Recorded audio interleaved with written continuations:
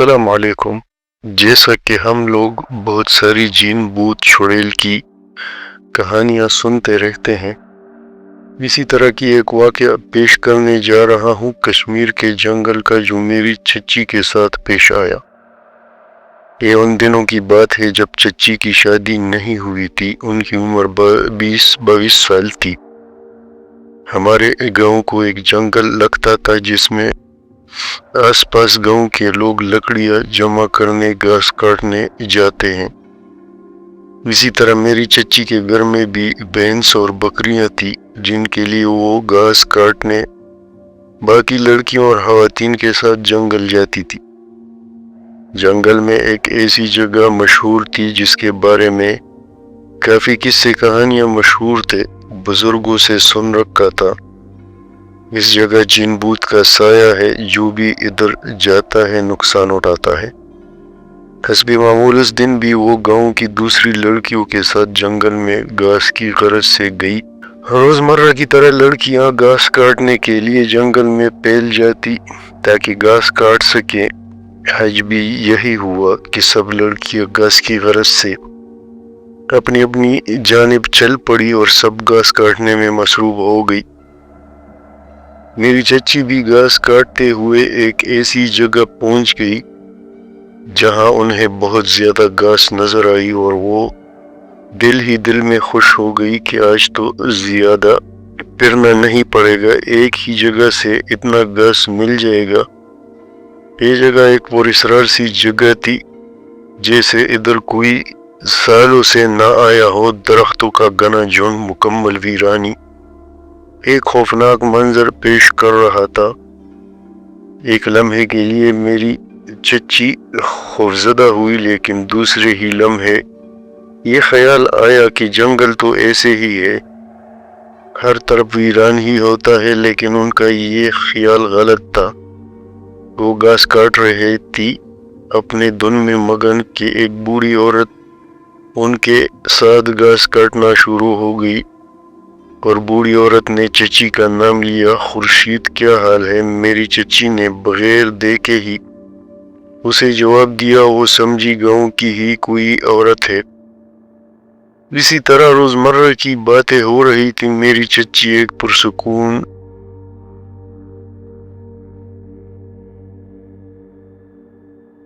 عورت تھی، دل ہی دل میں خیال کر رہی تھی اور شکر ادا کر رہی تھی کہ چلو اب یہ یہاں اکیلی نہیں ہے، اس کے ساتھ اور بھی کوئی ہے۔ میری چچی گھاس کاٹ رہی تھی، باتیں کر رہی تھی۔ کافی دیر کے بعد جب چچی نے دیکھا تو وہاں نہ گھاس تھا نہ وہ عورت، تو پریشان ہو گئی۔ لیکن دوسرے ہی لمحے اسے خیال آیا کہ شاید وہ عورت گھاس ساتھ لے گئی ہے، کیونکہ تھوڑا تھوڑا گھاس جمع کر کے سب نے ایک جگہ مقرر کی ہوتی جہاں گھاس جمع کرتی جاتی ہے۔ جب بہت بڑی گٹری بن جاتی تو تقریباً دوپہر کے وقت کوئی نہ کوئی اپنے گھر سے ان کے لیے کھانا بھی لاتا اور گھاس بھی اٹھا لے جاتا۔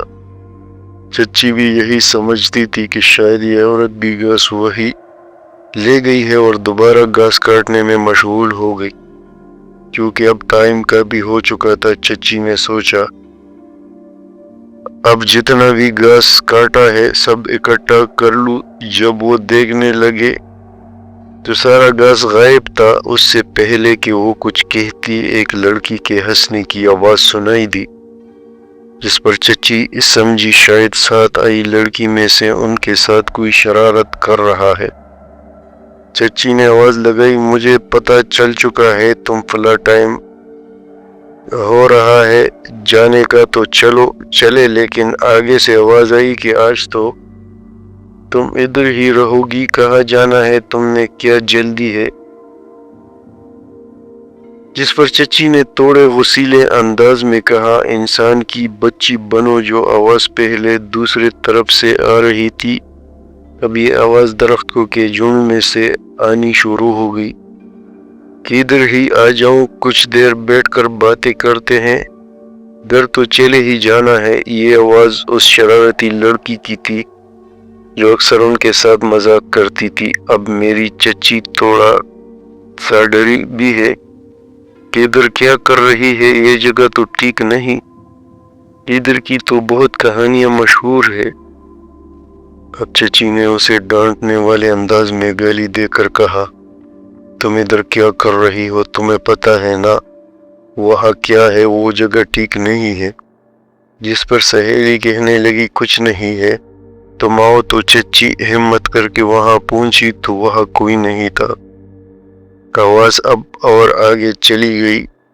اب وہ کہے لگا کر کہہ رہی ہے، میں یہاں ہوں، ڈھونڈ لو۔ چچی ابھی ڈر گئی کہ اس کے ساتھ کیا ہو رہا ہے۔ چچی نے دھمکانے والے انداز میں کہا کہ آج گھر چل، تیرے گھر والوں کو بتاؤں گی تم کتنا تنگ کرتی ہو۔ آواز آئی، جا جسے مرضی بتا۔ اب یہ آواز ایک ڈراؤنی آواز تھی جس نے چچی کے پسینے چھڑوا دیے۔ چچی کافی گھبرا کر ہمت کر کے اس طرف لپکی جدھر سے آواز آ رہی تھی۔ وہاں بھی کوئی نہیں تھا۔ اب چچی کا دل جیسے اچھل کر باہر جانے لگا، اس کے جسم پر جیسے چونٹیاں رینگتی رہی، سر چکرانے لگا تھا کہ آواز آئی۔ کیا ہوا؟ ڈر گئی؟ یہ مذاق تھا؟ چچی نے پوچھا، تم ہو کون؟ آواز آئی، تم مجھے نہیں جانتی، تمہاری سہیلی۔ چچی کہنے لگی، چلو گھر چلے۔ تو آواز آئی، چلتے ہیں گھر بھی، پانی تو پی لو۔ جس پر چچی بولی، پانی ادھر تمہارے باپ کے گھر سے آیا ہے۔ جس پر وہ بولی، اپنے پیچھے مڑ کر تو دیکھو۔ جب پیچھے مڑ کر دیکھا تو ایک تازہ پانی کا گڑھا پڑا تھا، جسے دیکھ کر چچی مزید ڈر گئی، لیکن پیاس بہت لگ رہی تھی۔ چچی پانی پینے کے لیے لب کے پاس پہنچی تو گڑھا غائب ہو گیا۔ تب چچی سمجھ گئی تھی اصل کہانی، مارے خوف کے بے ہوش ہو کر گر گئی۔ اس کے ساتھ کی لڑکیاں اور گھر والے اسے ڈھونڈ رہے تھے، وہاں پہنچے اور اٹھا کر گھر لے گئے۔ جب چچی کو ہوش آیا تو حواس کھو چکی تھی، کانپ رہی تھی، بس روئی جا رہی تھی۔ گھر والوں نے مولوی صاحب کو بلایا تو مولوی صاحب نے بتایا ڈر گئی ہے۔ مولوی صاحب نے دم کیا، کچھ دنوں کے دم سے وہ ٹھیک ہو گئی، لیکن اس کے بعد اس نے کبھی جنگل کا رخ نہیں کیا۔ یہ تھی آج کی چھوٹی سی خوفناک سٹوری۔ اگر چینل پر نئے ہو تو سبسکرائب کیجیے گا، لائک کیجیے گا اور شیئر کیجیے گا۔ اگلے سٹوری تک اللہ حافظ۔